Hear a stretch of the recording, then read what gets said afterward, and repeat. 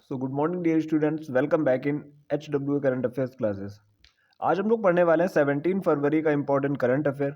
मैंने सारे ही question selective and important लिए हैं और हर क्वेश्चन के साथ में जो भी स्टैटिक जीके के पॉइंट मैं आपको पढ़ाता हूं उनको भी आप साथ में ही कवर करते हुए चला करो, क्योंकि ये पॉइंट आपके एग्जाम के पॉइंट ऑफ व्यू से मोस्ट इंपॉर्टेंट है। तो बिना किसी टाइम वेस्ट के शुरू करते हैं आज की अपनी मोस्ट इंपॉर्टेंट क्लास। जो भी बच्चे पहली बार जुड़ रहे हैं, क्लास को लास्ट तक जरूर देखना, क्योंकि लास्ट में मैंने आपको 10 वन लाइनर क्वेश्चंस का रिवीजन कराया है और एक क्वेश्चन ऐसा पूछा गया है जिसका आंसर आपको कमेंट बॉक्स में देना है। तो चलिए शुरू करते हैं 17 फरवरी की करंट अफेयर की क्लास। पहला क्वेश्चन आपके सामने है, हाल ही में किस राज्य सरकार ने नोदी बंधन योजना शुरू की है? तो ये शुरू की है वेस्ट बंगाल यानी पश्चिम बंगाल ने। 2025-26 तक ये चलेगी।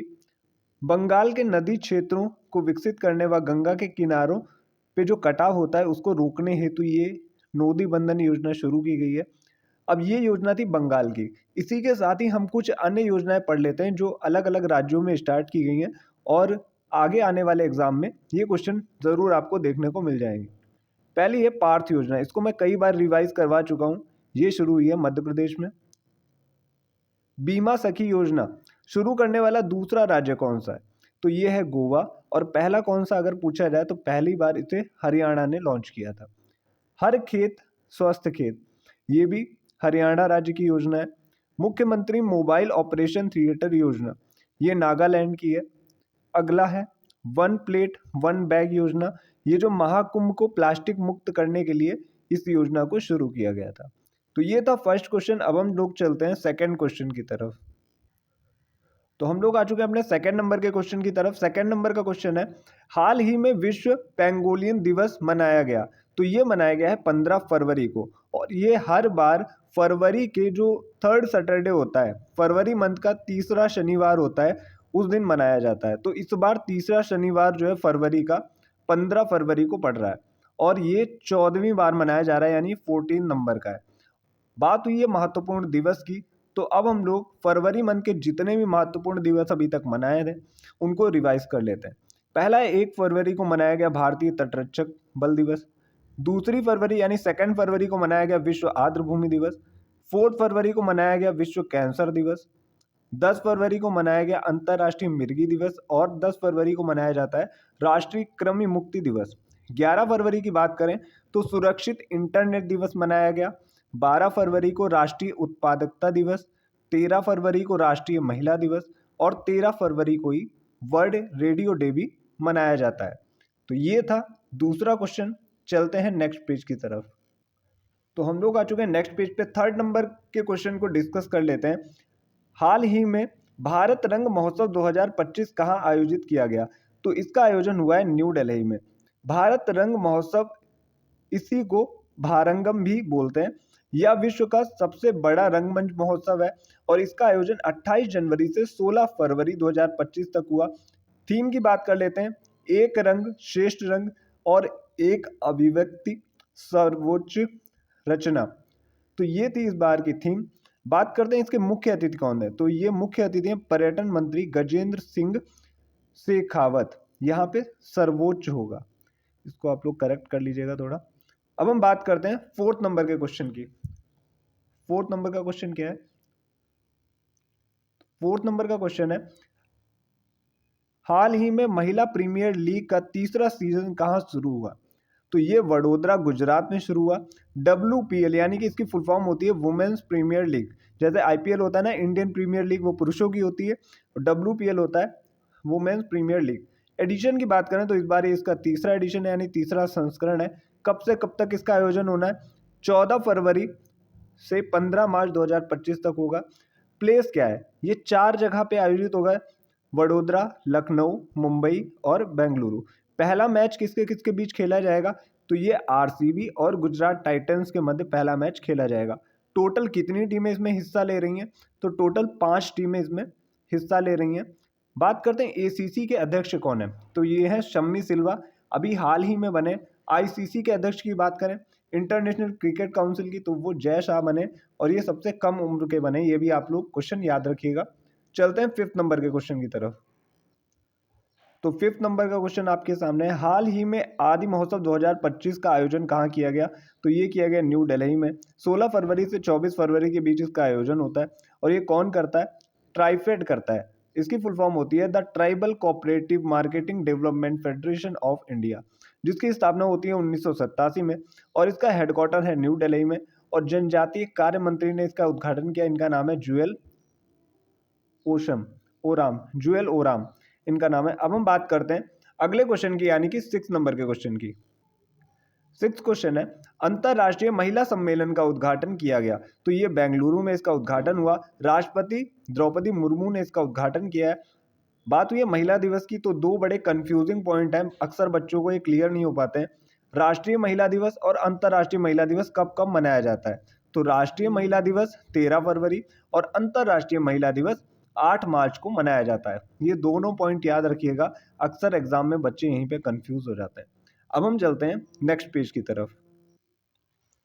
तो हम आ चुके हैं अपने नेक्स्ट पेज पे। 7 नंबर का क्वेश्चन है, स्वीडिश रक्षा कंपनी साब ने electronics warfare laser warning system 310 किसके साथ मिलकर बनाया? तो ये बनेगा हाल, यानी कि HAL, हिंदुस्तान एरोनॉटिक्स लिमिटेड के साथ, जिसकी स्थापना होती है 1940 में। हेडक्वार्टर है बेंगलुरु में और ये 14वीं महारत्न कंपनी है, ये भी आप लोग याद रखिएगा HAL।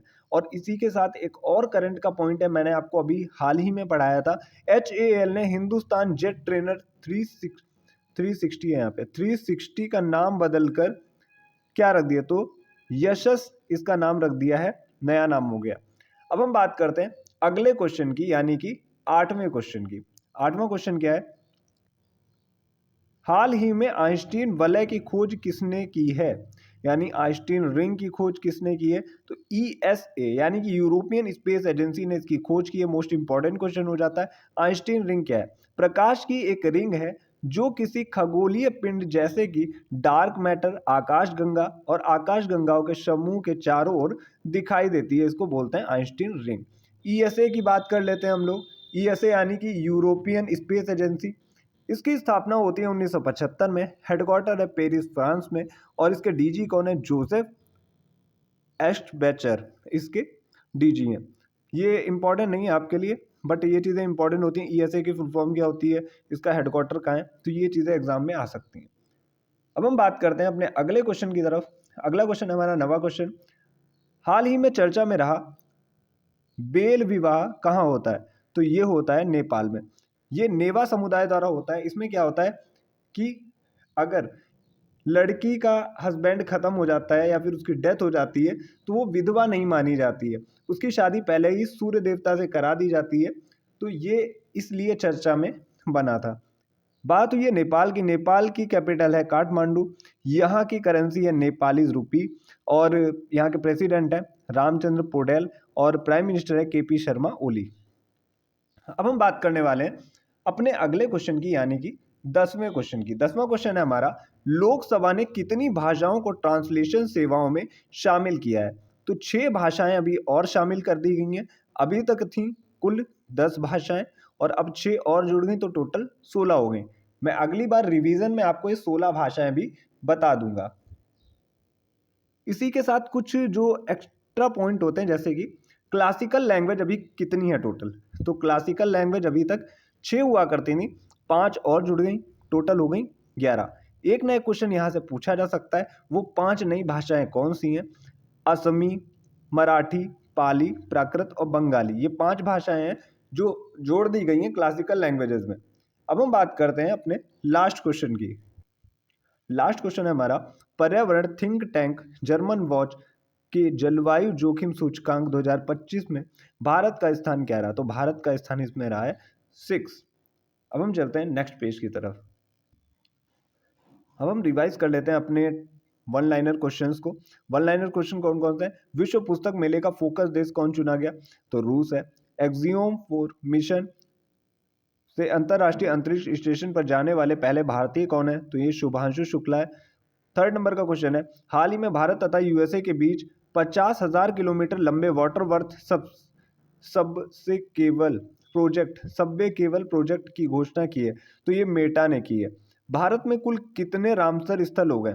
तो 89 हो गए। और सर्वाधिक कहाँ है? सर्वाधिक है तमिलनाडु में, इसके बाद आ जाता है यूपी। और अभी तक कितने थे? 85 थे, 4 और जुड़ गए तो हो गए 89। वसोरॉत क्या है? कम दूरी का एक एयर डिफेंस सिस्टम है। आठवां हिंद महासागर सम्मेलन कहाँ हुआ? ओमान में हुआ। बात करते हैं 7 क्वेश्चन की। 2025-26 में कितनी व्यक्तिगत आय को कर मुक्त कर दिया गया? तो 12 लाख तक अभी कोई टैक्स नहीं पड़ने वाला है। बात करते हैं 8वें क्वेश्चन की। पुरुष हॉकी इंडिया लीग 2024-25 का खिताब किसने जीता है? तो सराची राट टीम ने जीता है। बात करते हैं 9 नंबर के क्वेश्चन की। ब्लूमबर्ग की वर्ष 2025 की सबसे धनी परिवारों की सूची में शीर्ष पर कौन है? तो अंबानी परिवार इसमें शीर्ष पर है। बात करते हैं 10वें क्वेश्चन की। भारतीय सेना ने किसके साथ एक्वेरिन अभ्यास प्रारंभ किया? तो ये मालदीव के साथ प्रारंभ किया। और बात कर लेते हैं आज के क्वेश्चन की, जिसका आंसर आपको कमेंट बॉक्स में देना है। मिस यूनिवर्स 2024 कौन बनी है? तो ज़्यादा से ज़्यादा बच्चे कोशिश करें इसका आंसर सही देने की। तो आज के लिए इतना ही। मिलते हैं next day next important current affairs के साथ। Thank you.